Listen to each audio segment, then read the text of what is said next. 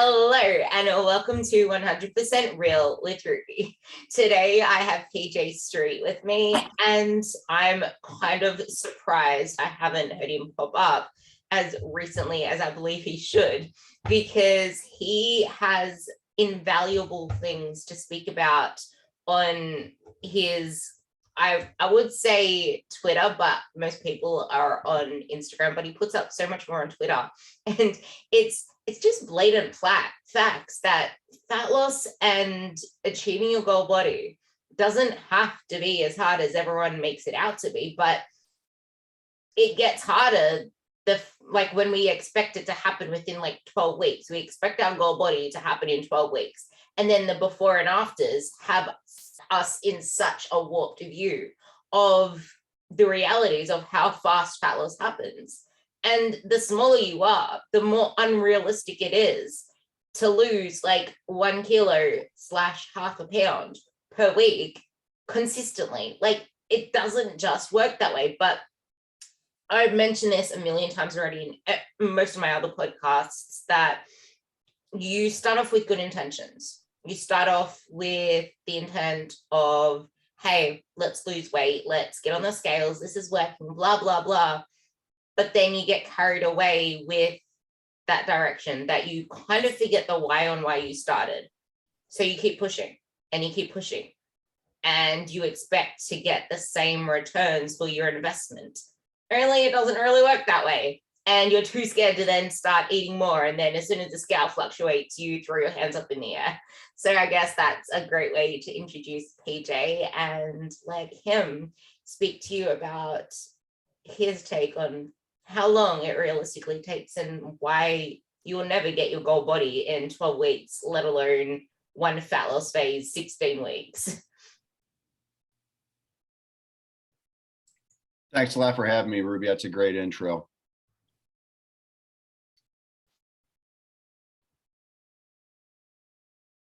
Are we lagging? You were a little lagged there. I'm so. Can we continue? You have to do that over again. That is so weird. Yeah, just kind of blocked out for a second. I don't know what happened. That was interesting. Well, I was just talking about taking it away with the unrealistic expectations of fat loss, and yeah, your view on that. Yeah, so I think before we start in on that, if somebody is embarking on a fitness journey, whatever you want to call it, if your intention is, and this is where people get it wrong, if your intention is not to develop a new identity and lifestyle, a fitness-oriented lifestyle, don't even do it. Because if you're going to go on a diet with a finite beginning and ending point, you're setting yourself up to fail. And Ruby, I heard you on Sam Forget's podcast, and you talked about you have to update your default hardware, I believe you put it. I thought that was a brilliant way to put it, because ultimately you do have to develop. I'm not saying that you need to, fitness has to be your whole life, and your diet has to be your whole life. It doesn't have to be your entire identity, but it does in fact have to become a big part of your identity. And you have to embrace that lifestyle. So that's where people really go wrong. And if you're not prepared to do that, and as you put it, update your default hardware, I really just recommend people don't even get started unless you have that mindset going into this process.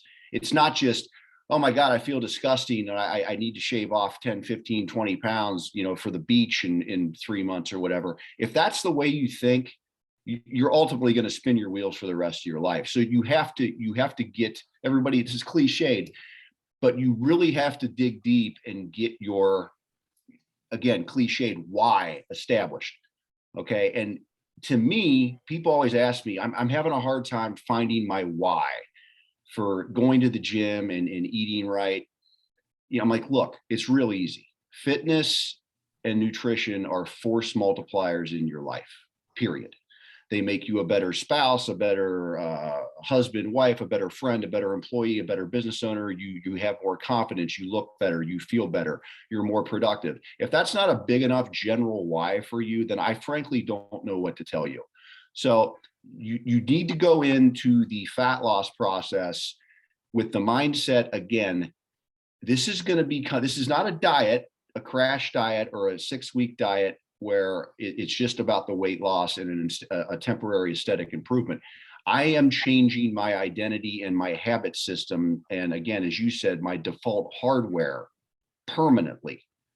Okay. And changing adult behavior is very hard. There's no question about it. You know, if you're a 30, 40, 50-year-old person who is so set in their ways and has been executing all of these certain set of habits, poor habits, for years and decades on end, man, it takes a lot of time. It just takes a lot of time to develop a new habit system. And so you really have to embrace that mindset and embrace that long game process if you are going to succeed with this. Period, bottom line. And in terms of, you know, expectations is where other people go wrong. The expectations are so warped versus, you know, reality versus what most people think. I need to be losing, I should be losing 2 pounds a week. I should be losing. Look, if you're a obese 200+ pound person or 300-pound person, losing 2 pounds a week may be reasonable for you for a little while. Okay, but the people that I deal with, and I think you as well, Ruby, most of my clientele is, I'd say 70% female. It's all kind of the same story. It's your 30 to 55, 60-year-old woman who's 140 to 180 pounds. And, you know, that's the demographic. And I have to explain to folks all the time, look, man, a reasonable amount of weight loss, fat loss, is going to, if you can target a 0.5 pound a week on average, that doesn't mean some weeks it's more, some weeks it's less, some weeks you blow it and you gain. But if on average over the course of a year, you can drop a mere 0.5 pound of fat, that's 26 pounds of fat in a year. And that's the fitness and body transformation that all these specifically females in that weight range, that's what they want. Well, you can have it if you embrace this long game process. And again, 0.5 pound a week on average will put you right where you want to be at the end of a year. So you really have to think along those lines, because, you know, look, you want to lose 2 pounds a week and you're a 150-pound female or whatever. Do you want to eat 900 calories and do 2 hours of cardio a day? Because that's honestly probably what it's going to take for you to lose weight at that rate. We all know that that's completely unsustainable to even approach. So it really comes down to, again, having the mindset that you are updating your hardware, you're making a fitness lifestyle part of who you are, what you do, part of your identity, and then getting your expectations in line to play a very long, consistent game. Because if you can nail this, if you can take a year of your life, first of all, the slower the better, in my opinion. If it takes you a year, that's great. You know why? Because you're going to establish an entirely new habit system versus the one that you spent, you know, 10, 20, 30 years on the other end of the spectrum with poor habits. If you take a year and do it, then the habits get ingrained. Now your hardware is updated to the new iOS version, right? And so it really, it's the slower the better, in my opinion. Devote a year to your life, get it right, and you'll never have to do it again. But you have to embrace that long game perspective with this stuff. Yeah, I also think that with the, like, especially that there's more access and a lot more people coming onto like Instagram lately and TikTok especially. Like TikTok is mostly young people who don't really have lives outside of like filming 15-minute clips and spending their lives in the gym, that Sally down the street expects that she should be able to get the same results as all these people on her feed, when realistically they don't have the same life responsibilities as you do. And you mentioned this really well as well, in that if you're already finding it really hard to try to find a maintenance level of your calories, do you really think that slashing them to what you think they should look like on a 1,200 calorie diet is going to make you any more consistent. I also think that at the start, a lot of people lack the will to just take some time to get some planning, some preparation in place, and develop, I guess, if you can't raise your ceiling, raise your floor. So at least develop a level to fall to that allows you to at least do the minimum needed when shit hits the fan. Because sometimes it may not seem like you're doing a lot in the moment, because you're probably not really doing a lot compared to what you think you should be doing. But that's still a hell of a lot more than just factory resetting your phone and going back to doing nothing. Like, if you can at least develop those minimum habits, which will be your updated settings, and you can like update your phone and fall back to these settings if your phone crashes it, it is still a hell of a lot better than running on what there was before. But I do love the post that you put up about the fact that like, if you think about it in days terms, 290 days out of a year, That's it. Yeah, it allows you. I always say I don't give a shit what you do on Christmas, on your birthday, and on Easter. They're 3 days of a year where you can enjoy yourself. Like, I rather you not plan in all these other events, because life is going to hand them to you. There is going to be something handed to you where shit hits the fan, and then you're like, oh, I can't control my food. Yeah, well, it doesn't matter if you're still consistent the other days. But it's not just the unrealistic expectations of how fast you should lose fat, but it's unrealistic expectations on how people think they should go about it. And also, I guess, being freaking perfect. People think that you need to be perfect all of the time. So yeah, on that, just piggybacking on what you're saying here.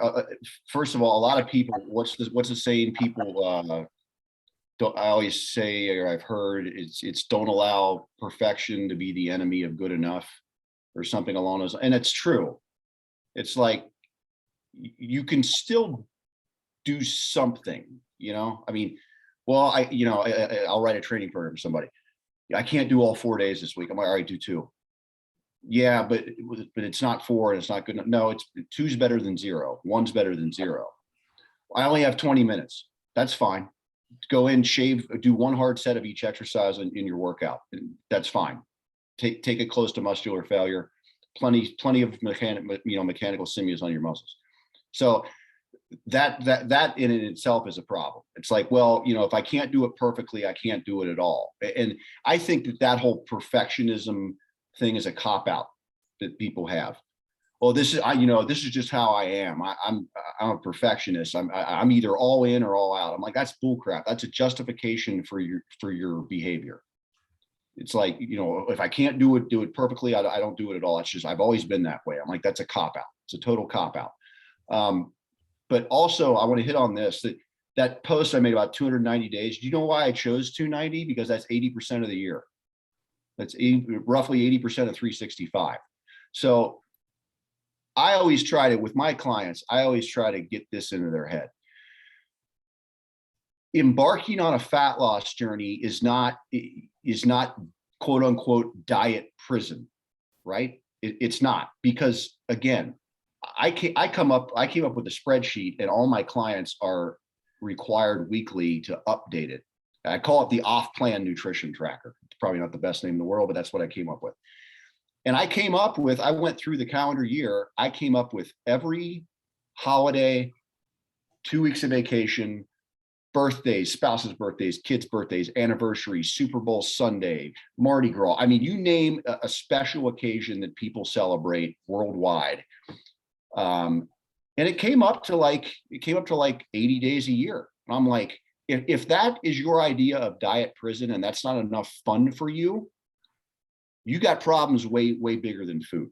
I mean, that's the fitness lifestyle. It's not what you do all the time. It's what you do the majority of the time. Why? Because it's a good way to live. It's a force, again, going back to what I said, it's a force multiplier in your life. So there's nothing that somebody can't enjoy on a fat loss journey, fitness journey. There's nothing that someone can enjoy, provided that it is worth enjoying and it is actually special. And this is a problem people have. They cannot decipher what's a special occasion and what's not. Period. Monday, I made it through Monday, tough day at work. I adulted today. I'm going to come home and crack open a bottle of wine, right? Tuesday, oh, it's Taco Tuesday. You got to do that. Oh, it's Wine Wednesday. Oh, Thursday, after my kids' basketball practice, the parents are going out for beers. Friday, oh, it's Friday. I made it through the week. We're going to go out and crush a dinner and have 16 drinks. Saturday, it's Saturday brunch, it's Sunday fun day. And it's not an exaggeration. That's how a lot of people live their life, right? That's ridiculous. And if you think you can pull that off and get what you say you want, you are dead wrong. So it comes down to choosing Andrew Coates said something, you have to plan your imperfection. I think it was something along those lines. And it's absolutely true. People are wasting their imperfection with their nutrition specifically on stuff that it's not even worth celebrating, So it's like, if it's a special occasion, don't track your food, have fun food. Don't go out of your way to eat, like you only live once and you're going to try to intentionally eat 10,000 calories. But if you can minimize that to 70, 80 days a year, and all the other days, you're tracking accurately. We can talk about tracking. We can talk about qualitative versus quantitative dieting. If you're tracking your food intake, you're using food scales, you're scanning barcodes, you're reading labels, you're not crossing a calorie threshold for the day or for a week. If some people like to stagger their calories. If you're doing that 80% of the year, you will have the fitness transformation that you want. But you have to accept the opportunity costs and trade-offs and sacrifices involved in that, because there's just a great deal of incongruence with what people say they want versus what they are willing to do. Period. End of story.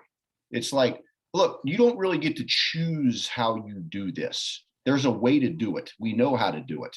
There's not a code to crack in terms of how to lose fat and how to get fit. We've known how to do this for decades. I mean, all the evidence is out there. It's like, there's not some code to crack, or I can't figure it out. No, it's real simple. And it mostly is rooted in intense consistency with nutrition. And that means tracking, which I'll go off on a rant here. People always say, oh, tracking is just so obsessive and it's so tedious. And it's so hard. Tracking your nutrition intake is not hard. It is tedious for sure, especially at first, but it's not hard. Like doing manual labor in 120, 115 degree heat in the middle of August is hard. Doing 20 rep squats to failure is hard. Scanning a barcode on a packaged food, or putting a chicken breast on a food scale and doing third grade math, which the nutrition tracking apps do it for you anyway, that's not hard. That's just tedious, period. So, and that's the other thing, Ruby. It's like, I've been on a roll of posts about this. It's like, people, when they decide that, okay, I'm going on a diet, it's usually this qualitative stuff. I'm going to try to watch my portions. I'm going to try to eat a little healthier. I'm going to try to do better. I'm going to, try to minimize my fast food intake. I'm going to try to eat more fruits and vegetables. All that qualitative stuff is great. And I think it can be a good place to start for people, but you have to understand, if you have like serious fat loss and body composition goals, that type of stuff has a very short shelf life and a very quick point of diminishing returns. I also do want to say on that note, because you mentioned clean food, a lot of people don't actually understand what clean food is. I went on a massive rant about this, about people that are hacking bloody like brownies and stuff, adding in dates and like date syrup and like organic non-sugar maple syrup. But it's like, that is still sugar. Like, people don't even understand what clean and healthy food are for the most part. And then if you actually look at girl groups, which obviously you don't, but inside some girl groups, they literally stress out about the fact, like there's about 10 posts from the same person in the span of a month saying, I'm working so hard, I'm not seeing results. But I would say that is a lot more obsessive than actually realizing it doesn't have to be that hard if you stop wanting results yesterday. And you say that all the time. Like, I have this post up that I really wanted to read out that you wrote that links onto what you were talking about. Getting and staying fit is really just a matter of winning a lot more days, weeks, and months than you lose. It is. Consistency over time compounds, but people aren't okay with slipping up. They like, it's like you've been slipping up most of your life, and now you're slipping up, say, 3 times a week, and then you slip up twice a week. But you fail to account for the fact that you're actually winning now a lot more times than you used to win, yet you keep bashing yourself up the same way.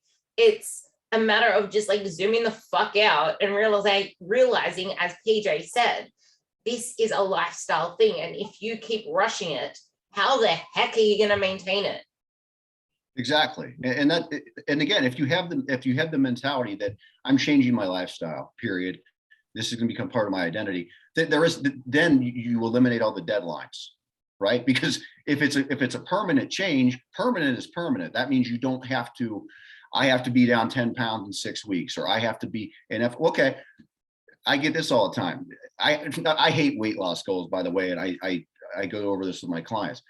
I got to go, I'm going to lose 10 pounds in 5 weeks. Okay, well, first of all, you're 134 pounds. I mean, be prepared to starve yourself. Okay, number 2, what if you only lose 6? What are you going to say? Well, that sucks, and quit. And this is how people think. And it's really, it's unfortunate. And it's all this stuff under the hood. And look, I don't blame people necessarily for these warped expectations, because if you look at the way that fitness and nutrition has been marketed for 50, 60 years, I understand why the typical consumer with no education in this, why they fall prey to those type of that type of thinking about, and expectations. You look at, people watch The Biggest Loser. They think that that's what should be going on. And that's as far from the truth as could possibly be.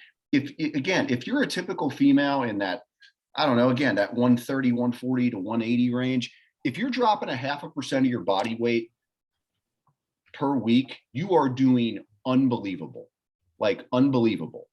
So, a 130-pound woman who's dropping 0.5 pound, 3/4 pound a week, that's unbelievable progress. And again, extrapolate that out. That's 26 pounds in a year. Do you even have 26 pounds to lose if you're 134? No, you do not. So again, it's like taking something from Susan Niebergall. You have to have your logical voice trump your emotional voice. And it's a hard thing to do when you have to practice it, but it's true. I have a little saying on that as well. When emotion wins, you lose. But when logic wins, you win. True. 100% the case. Yeah, I want to go back to the weight thing, because you said something amazing on Ali's podcast. Not a person has come to us saying, I want to look like this body, or I want this weight. I want to lose this much weight, and ever got to that weight feeling happy with their body. Because if you're not, something I always talk about is, if you're not enjoying the process there, and if you're making it more tedious than it needs to be, if you're rushing it, and if you're putting all your expectations on getting everything you want once you reach that end goal, you're going to feel so empty. And it's almost like, as I mentioned on the last podcast, it's almost like post-wedding blues. It's almost like post-comp prep blues. Because now what? It's kind of like The Biggest Loser. That is, you brought up such a great example. That is actually the perfect example of going back to your default settings. They updated their hardware so much while they were under the pump, but then they went back to their families, their old environment. That was their default settings, and their default settings were bullshit. Like, right. Maybe you can actually bring in the environmental piece here as well. Like, you make it easier for yourself by updating your environment, but also touching on the fact that your goal weight doesn't always mean that it's going to be your goal body, because you could wake up with starting to feel a lot more confident in your body, nowhere near your weight goal. but still have a lot more to go that actually requires you to build a lot more muscle, which weighs something before you go back into a fat loss phase again. Like you can't just keep hammering the nail in one direction. Yeah, precisely. And I always try to ingrain this in my client's head. Don't think weight loss program, think body composition enhancement program. You know, and because that's really what we're after, right? And to your point, I've never had a client who had a specific goal weight in mind. And by the way, I never encourage, you know, I was on a call earlier with a client prospect, and I'll ask her, I'm like, okay, do you have a weight in mind that you like? And it was like, you know, it was like 30% less than what she currently weighed, and she was like 150 pounds. I'm like, no. 5 to 10% weight loss, and this is something I wanted to talk about actually. Again, about expectations. I did a post on this the other day. Successful weight loss, medically and scientifically defined, right? Not what you think or what Woman's World magazine cover says. Medically and scientifically, and this comes from Spencer Nadolsky, who's one of the best and brightest obesity physicians in the world. 5 to 10% of your starting body weight lost in a year and kept off is considered successful weight loss. So think about that, right? If you're a 200-pound person and you drop 20 pounds over the course of a year, you are a success story. I mean, think about that. That's very, very doable. But if most people, you know, if most people you know, knew somebody that lost 20 pounds and started out at 200, they'd be like, well, you know, that's pretty good, but you know, I have a lot, you know, that person has a lot more to lose. That's not that great. No, that's like the impact on your metabolic health, dropping 5-10% of your body weight is massive. Here's another thing about expectations. Everybody's so like concerned about how far away they are from like quote unquote dick skin lean or ultra ripped or shredded. It's like, look, man, you're like, if you're a guy like who's 35% body fat, look, just try to get down under 20, and like it's going to be life changing. Your biomarkers are going to be so much better. You don't have to be shredded with veins in your abs. Just be healthy, because you're a real world person. And everybody is trying to lose fat and improve their fitness, improve their body in the context of a normal adult life. Competing demands, jobs, kids, marriage, social events, vacations. The pipe dream of being single digit body fat or whatever else, it's not for everybody. And I'll tell you, because I get occasionally this lean, it's not fun. And it's also not, it's terrible.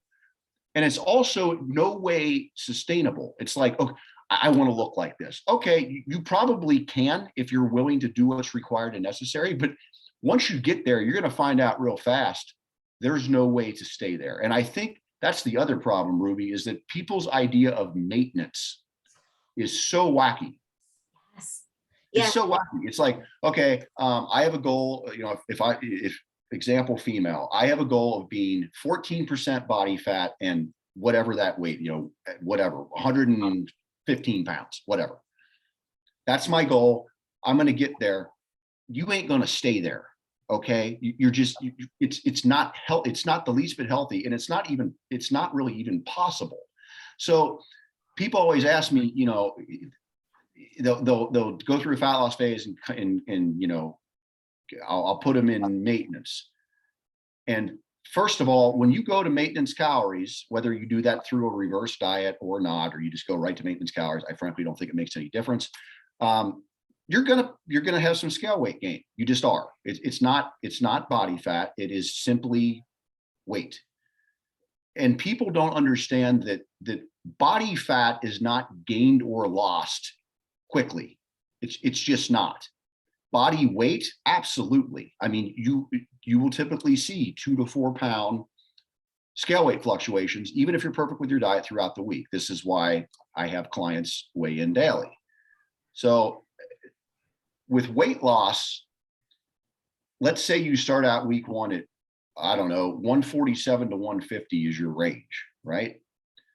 If 4 weeks later, the range is 143 to 146, and then 4 weeks later, it's 140 to 143.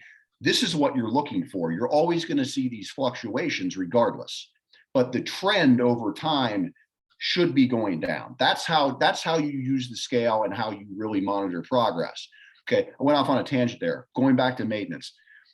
Maintenance to me is, let's say, is basically keeping 80% of what you lost off year round. All right, so somebody loses, goes from 200 to 180, they lost 20 pounds. If they keep 16 of those off year round, they're maintaining, period. It's not, oh, I got to get down to 180 and be 10% body fat to stay there or I'm failing. No, that's not maintenance at all. Okay. And to your point, getting the ideal physique is, number one, a glacial process that takes years, I mean, maybe even decades. And it's alternated between periods of fat loss, maintenance calories, maybe surplus calories. Most women can gain muscle and get a lot stronger just fine on maintenance calories, by the way. They don't need to be in some extreme calorie surplus. But it's really alternating building phases, cutting phases. And each time you go back and forth from one to the other, you end up with a net gain. Your body composition is better. But that might take 10 years to get the ideal physique that you're looking for within your genetics and without using drugs. And that it really is. It's a labor of love, and it's really a lifelong process. And you're not going to get there in one fat loss phase. You are not. Unless you were carrying a lot of muscle already and just got fat, it's going to take a long time, because you will only gain muscle at a certain rate, period. I love that. And because you can't see what PJ was doing, he was literally just mimicking like the waves of the ocean going to shore and then back into the ocean, to the shore, and then back to the ocean, because that's literally what it's like. Like, you need to go through those cycles, because our body is an adaptive specimen, so to speak. It adapts to anything that you give it. And like I was talking about on the other podcast, we have metabolic phenotypes. Some people adapt a lot quicker to the stimulus that they're given with extra calories or a deficit. And that means that they'll either have to cut their calories even more, or they'll have to eat even more to get to a building/maintenance range. But something that I loved what you said, which I've been actually harping on about since 2016, is how much I hate bulking and cutting cycles, especially for females. I've always hated the word bulking. And when I see it, it grinds my gears when females are saying it, because it's taken into the context of, oh, we just need to like put on a whole heap of muscle. It's like, you can't force feed muscle. And it's rare enough to find females training hard enough to even warrant the amount of food that people try to shovel into their mouths. Like, something that I heard on another podcast, which I can't remember how he said it, but I kind of framed it my own way, which is, you can be 80% consistent with your food and stop worrying about all the meticulous shit and put all of the energy and focus from that meticulous shit into training a lot more harder, training with a lot more intent, because that is what builds your body. And looking like, because a lot of people listening to this know what my legs look like, for example, and I will always bring up my legs because that's what people always say. They want the striations in my legs or whatever it is they say. It's like, I'm not actually that lean now. I was leaner before, but my legs still look freaking lean because there's a shitload of muscle in them. Like, that's not because I'm dieting, and it's not because I have low body fat. I had lower body fats where I looked so much leaner all over my body. But the more muscle you build, the leaner you look, regardless of where your body fat is and where your body weight is. And like, this is why I tell my girls not to even weigh themselves, because so many women get hissy fits the second they see the scale fluctuate. It's insane. Like, even the slightest, like even 100 grams, because of the grams here, that's like 200 grams there. People here freak out over 100 grams, let alone 200, whatever the sub part of pounds is over there. Yeah, it's I always tell, this is how I handle, because I probably do this 5 times a day with clients with the scale weight thing. because I have them weigh in daily, and I see it on my app. I look at everybody's check-ins, and people will freak out because their scale weight's up 1.5 pounds overnight, which again, 2 to 4 pounds a week fluctuation is totally normal, totally normal. So I just, again, going back to logic, I say, look, do me a favor, multiply your current body weight times 14. Okay, what you weigh today times 14, and then add about 5,000 calories to that. Okay, did you eat that amount of food yesterday? Well, no, then you did not gain 1.5 pounds of body fat overnight. Okay, because that's what it would take, and you probably would have thrown up before you even got halfway through that. So again, logic, body weight will come on and off very, very fast. Body fat takes a while to gain or lose. Okay, period. And Ruby, to your point, again, talking about this whole thing of periods of maintenance, and absolutely, if you have like higher end physique goals, you got to understand there are times where your training is the primary driver of your physique enhancement. There are other times where your nutrition is the primary driver of your physique enhancement. Okay, and there are, again, you alternate cycles like that.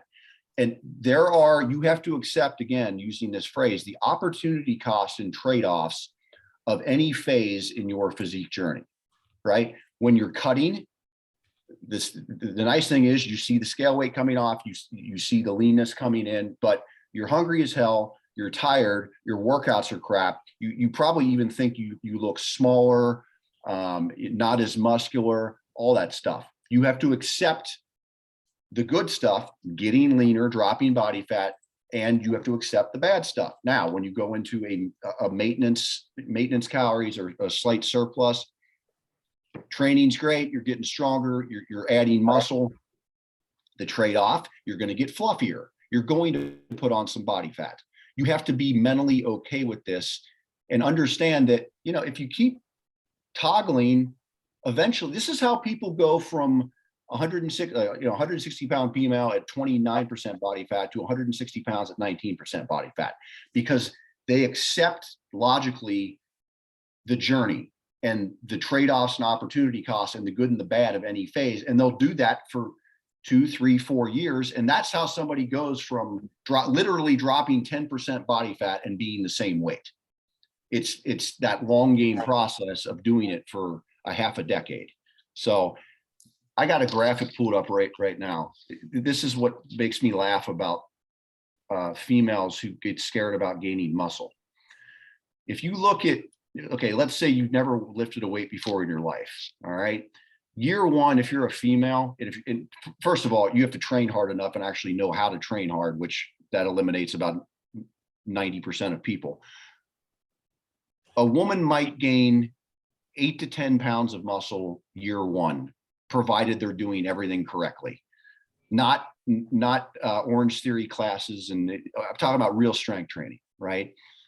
Year two, that rate goes down to about 4 to 6 pounds. Year three, it's more like 1.5 pounds to 3 pounds. After that, we're talking about gaining grams of muscle tissue. So over the course of a female's entire life, they might be able to put on 15, 18 pounds of muscle. That's not going to turn you into the Incredible Hulk, right? But I think women have this perception in their head, like, oh, if I do sets of 8 to 10 and it's heavy and I'm struggling at the end of the set, I'm going to turn into, Miss Olympia. It's like, no, that's not, I wish that's how it worked. I mean, I've been trying to get too big and too muscular for damn near 30 years and it still hasn't happened. So it's, again, all these expectations that people have, this is why I'm just so big on education, because you have to get people to think differently about all this. There's this post that I want to read out that you put up as well. I found it.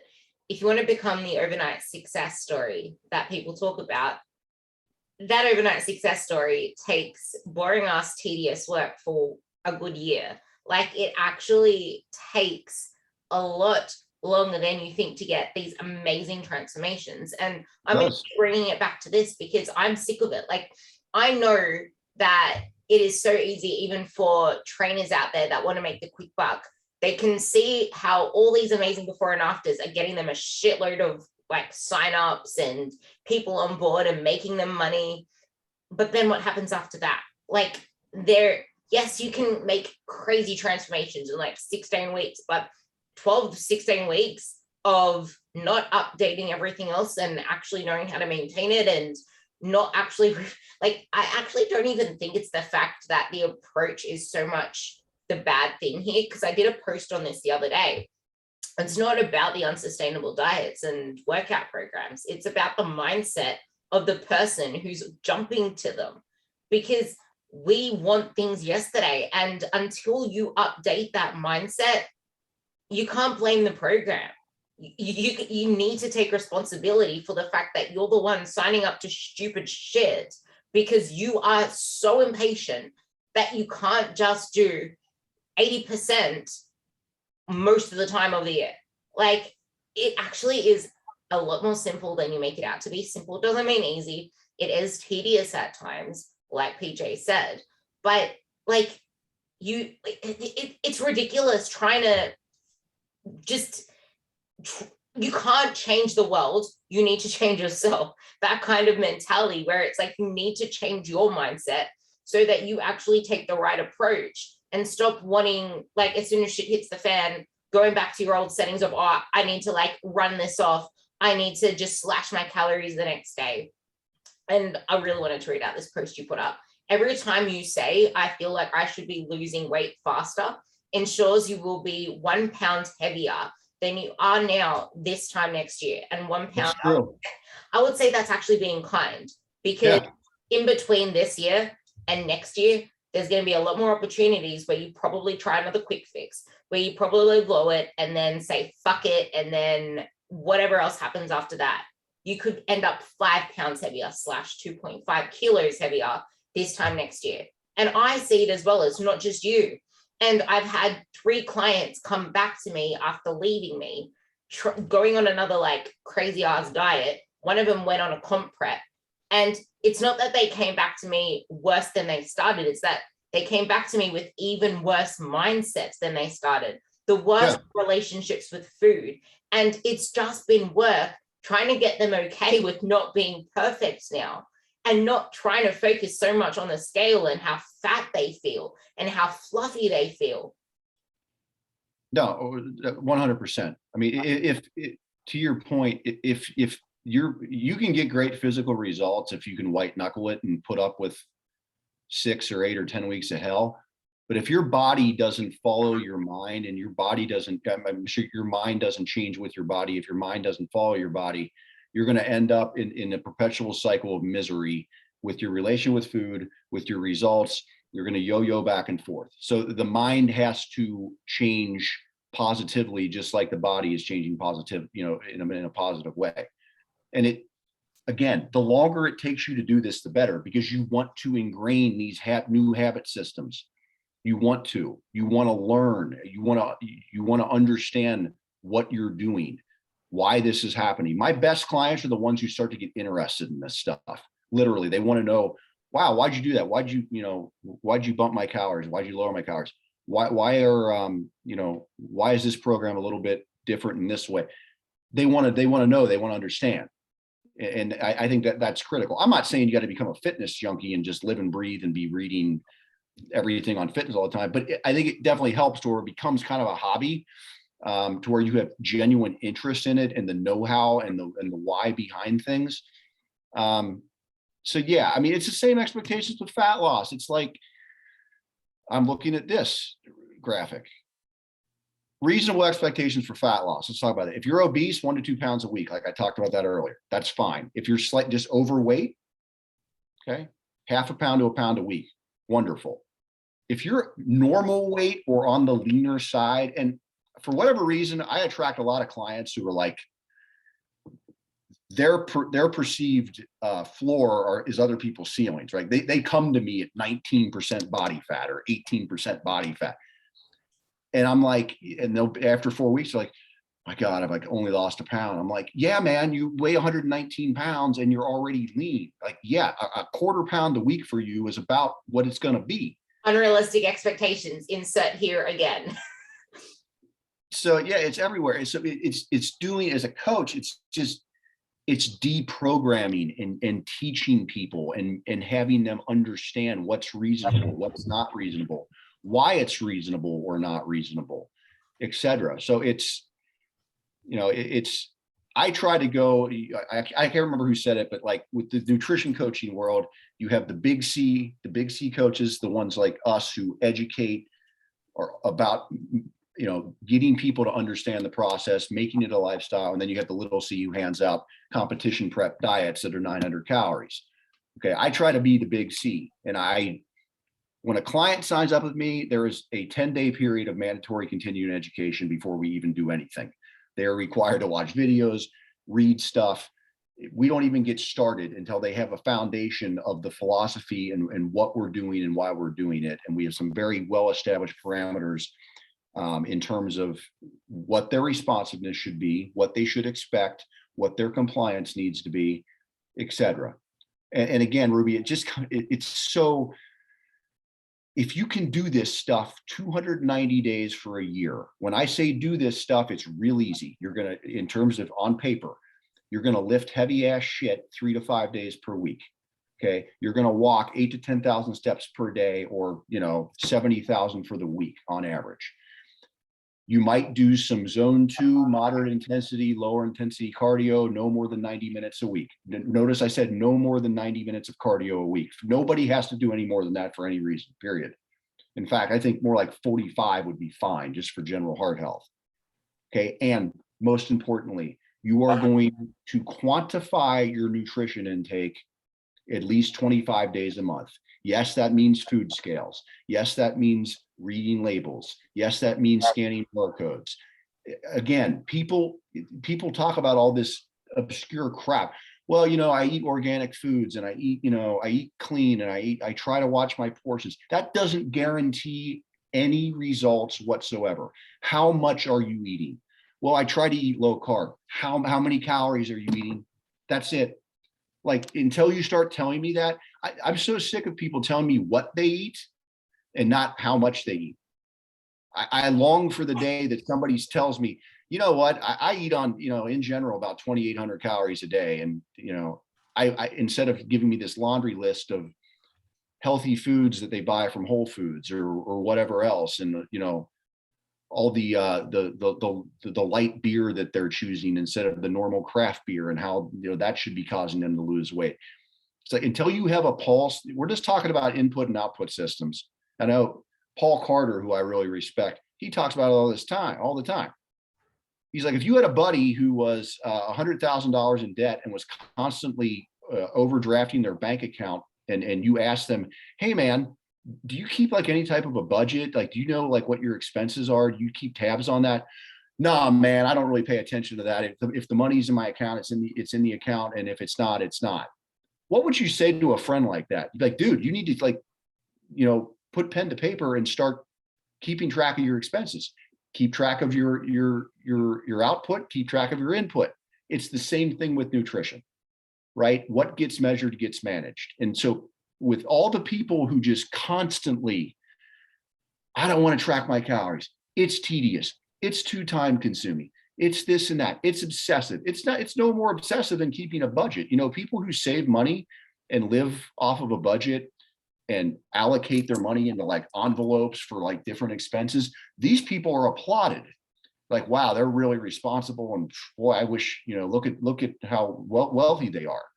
When it comes to nutrition, everybody's like, oh my God, calorie counting, you're going to have an eating disorder and this and that. And it's no, you're trying to avoid the hard work, period, because then the onus lies on you and personal responsibility. I actually want to say it also is the mindset that you come to the tracking with, because if you're going to come to it and get so freaking anal and obsessive about it, well, duh. But because you are the master of making shit simple, which I freaking love because it's the way I approach things. Like, people, again, unrealistic expectations of what things should look like with all these like flavor gasms, people wanting orgasms in their mouth every single meal. People are complicating meals more than they need to be. Like, it's ridiculous. It's shit simple. Pick a protein source, pick a carb source.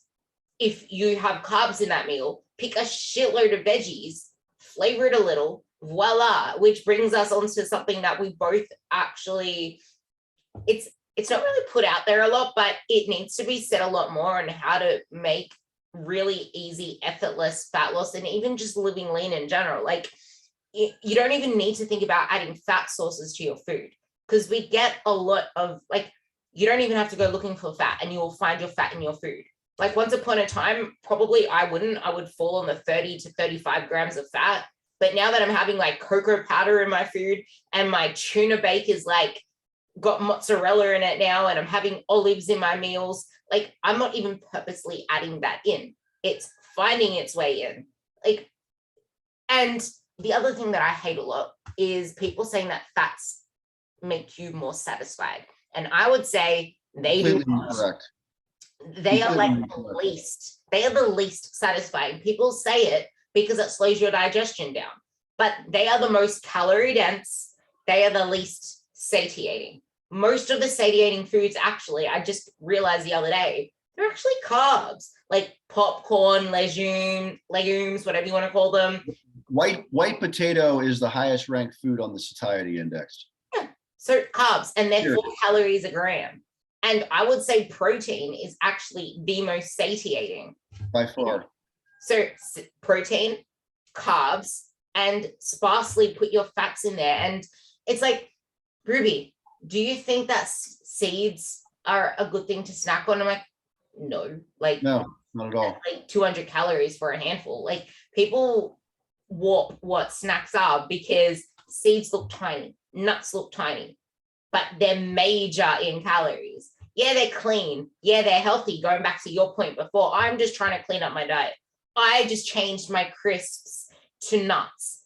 Yeah, well, your choice to become healthier in that snack kind of just made you triple your calories. Like, well, here's the deal. If your quote unquote healthy diet with all these, healthy fat sources and all this other organic stuff, if your healthy diet is causing you to continue to gain body fat, it's not a healthy diet anymore.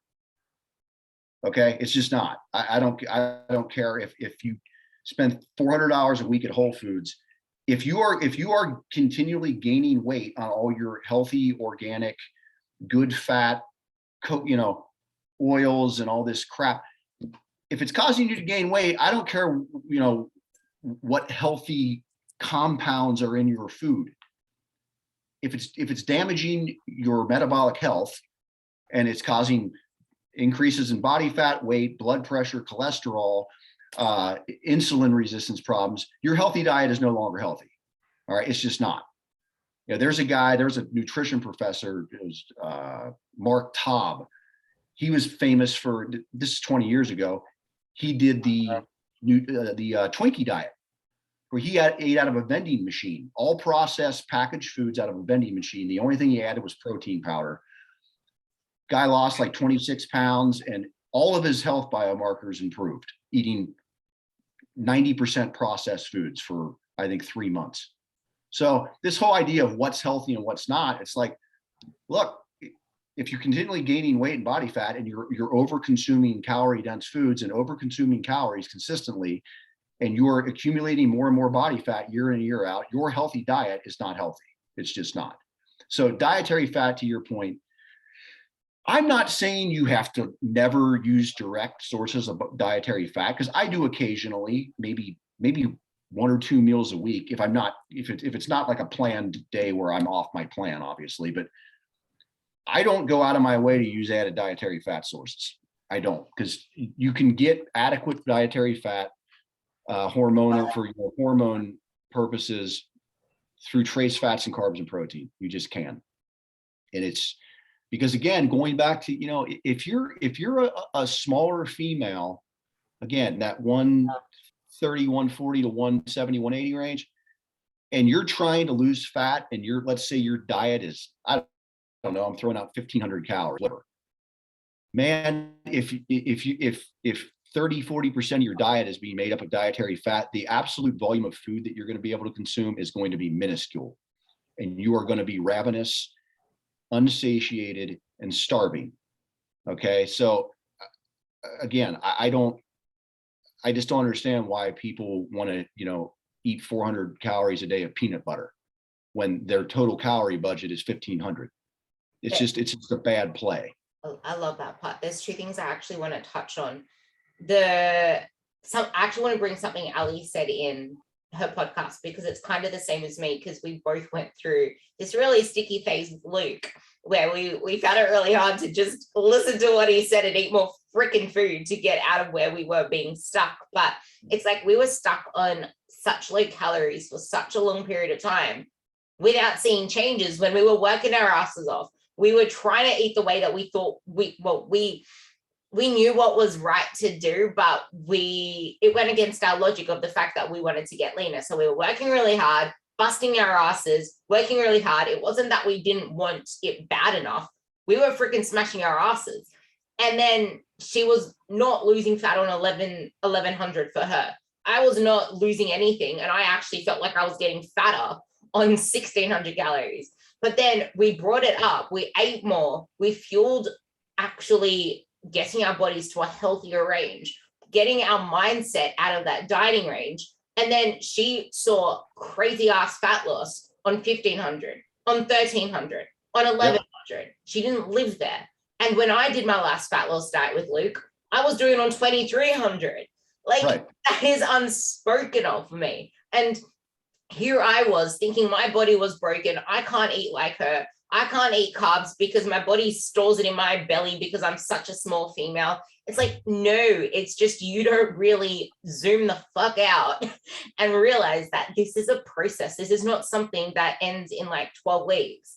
And that is actually something I wanted you to touch on at the beginning, which you can bring into the next part.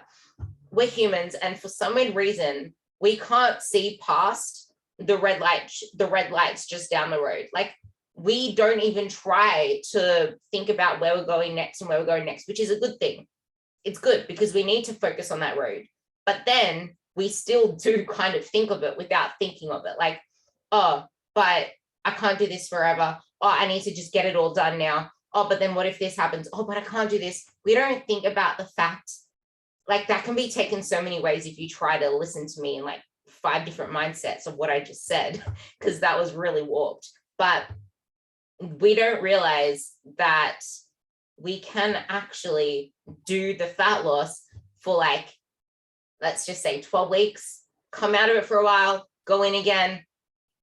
But we only just see what's down the road in, I just want results in 2 weeks. Yeah. We don't actually see that it actually is done in phases.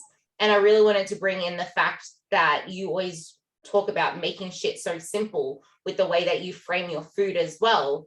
And the fact that you actually do get a little bit more flexibility, even though it shouldn't be too much, because flavor palatability, food palatability, making it really tasty actually can override your satiety signaling. But you can actually have a little bit more flexibility and enjoy life more when you go through these phases. So you will actually be able to do what PJ said and go hard out for the days that you need to go hard out, so that you can actually enjoy life more as well. It is not as tedious as we make it out to be. Tedious has time frames, and then it becomes less tedious for a while. And just touching on the calorie tracking part as well, I hardly even log into my app anymore, because I log into it like once a week, copy paste every single day, because I eat the same shit every single day. There was dietary complexity. I have no idea why people want to get on Pinterest and find these 86 ingredient quote unquote healthy recipes that take 45 minutes to prepare. Like, why are you doing this? Why are you trying to make cheesecake out of chicken and rice? Like, people try to do this, all this IIFY, and I love flexible dieting, but it's like people are coming up with these IIFYM recipes. It's like, first of all, anybody listening to this, the people that you see on Instagram who come up with these like a really elaborate, like tasty, macro friendly, whatever recipes, those people do not eat like that. Okay. They might do it for an Instagram post, make it. 90% of the time, they are doing your traditional, very basic, uniform, repeatable meals. So it's real simple. base your diet, your fat loss diet, around about 8 to 10 total foods, literally. Okay. You can rotate new foods in and out as you want. Pick 4 protein sources, pick 4 sources of carbs. If you want to eat some dietary fat, pick a fat source or 2. From those 8 to 10 foods, you're going to create 3 to 5 foundational meals. You're going to have like 2 breakfast options and then 3 options that are interchangeable for lunch and dinner. Bam. Every meal, what's my protein source? What's my carb source? What seasoning am I going to use? What low or no calorie sauce or condiment am I going to use on this? Bingo. That's it. Like it's just single ingredient foods dominant in one macronutrient. Pick a carb, pick a protein, maybe pick a fat, season stuff differently, use different sauces and condiments and rubs and whatever else. And if you get sick of something, rotate in a new source. Like, and pre-logging your food the night before for the next day, then now you're not relying on the elusive willpower that everybody talks about, right? People that succeed with their fat loss and fitness, they don't have any more willpower than you do. They have structures and systems in place, and they hack things down and make it ridiculously simple. If you get in whatever nutrition tracking app you use the night before, spend 10 minutes. All right, what food do I have on hand in my refrigerator and pantry? And first of all, getting to the grocery store is something that nobody talks about. That's where it starts. It's like, if you don't have the stuff on hand, you're already set up for failure, right? So you literally sit down, what do I have on hand? Okay, get in your app, get the amount straight for the next day, 3 or 4 meals, boom. It's my calorie limit, my protein's good, cool. I'm set up, I'm ready to go tomorrow. It's that easy. I love that, because you really don't need to make it any more complicated than it is. And just to give one last example to sum that up, for example, one of my clients, she went from just having like pumpkin and potato in her dinner in a fat loss phase to pasta. Like, it really is that simple, and everything else pretty much stayed the same because she plays around with her meals. You don't have to have your whole meal, like have a whole meal plan reorganized for you every single week. You just need to learn how to play with the basics, experiment a little, and not try to find a recipe for every single little thing that you do. I hate recipes. So do I. When I make recipes for my clients, I don't even put instructions on there. I'm like, ingredient, sub into your meal plans, play with it. What temperature? I don't know. Play with it. See what your oven does. Yeah, I'm not a master chef. Like I'm not going to tell you how to use an oven, So it really is the dietary complexity. Oh, well, I'm bored with my food. Boring's good. Boring works. Boring is repeatable. Again, if you are nailing things and you keep it boring and basic, you're going to have great success, number one. And then again, you can have 4, maybe 5 days a month. Go out to a real restaurant with people that really know how to cook, have them do it for you, and eat some really great ass food, and then get back on your boring ass plan the next day. That's it. Like, I have no desire to spend 50 minutes making a meal, like, at all. I had a client the other day. Well, I think, I was thinking about maybe doing like Hello Fresh. I'm like, no, man. I'm like, you're going to spend an hour every night trying to cook that, and you're already complaining that you're busy and you got, kids to put to bed and homework to do and this and that. I'm like, just keep it simple. Like, get some pre-packaged chicken strips, some microwave rice packets, throw some hot sauce on it. You got a meal in 5 minutes. You can scan a barcode on all of those, throw a little bit on, throw the chicken on a food scale, 5 minutes, you got a meal. And like, that's it. Like, it's just structure equals freedom, period. Like, it really is. Structure. What was the other thing? Wait, no. Structure equals, there was a word for it. It's when you have, that's it. Structure creates certainty. And when you have certainty, you have a lot more confidence in what you're doing. And I just want to sum up pretty much that whole thing with the fact that this is most of the time, this is most of your meals in a day. If you are planning ahead, if you are preparing ahead, you can actually plan backwards to allow in a dessert, which I always get my girls to like pick chocolate or ice cream or both, if they can have if they can moderate the amounts in small amounts, not just have like a big lot of ice cream and a big lot of chocolate. Like, pick what you want for dessert. If you don't want to eat it before bed, eat it in the middle of the day, eat it wherever you want, but I like it before bed because then you can just like shut the door on that, brush your teeth and go to bed, Yeah. which works for a lot of the girls that usually just want to keep eating. But you can plan back from stuff like that. And if you actually have like a certain amount of carbs allocated to your dinner, that can easily be changed into like a big enough wrap to turn into a pizza, a big enough wrap to turn into 2 tacos. Like, you can be creative with the most basic shit when you want to be, and then when you can't be bothered, wrap it is, just eat a wrap. Like, yeah. Versatile. Oh, well, I can't believe how fast time flew.